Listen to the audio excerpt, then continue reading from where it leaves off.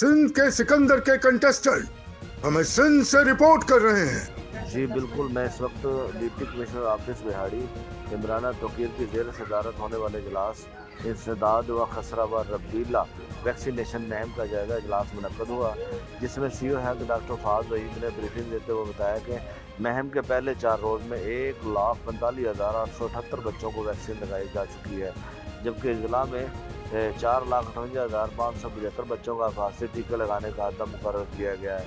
मुहिम 29 नवंबर तक जारी रहेगी और 6 माह से 5 साल तक की उम्र के बच्चों को वैक्सीन दी जा रही है।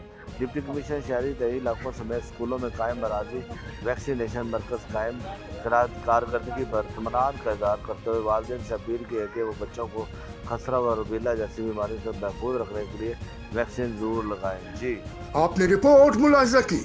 मज़ीद खबरें और अपडेट्स जानने के लिए देखते रहिए फैज़ न्यूज़ नेटवर्क। फैज़ न्यूज़, फैज़ सबके लिए।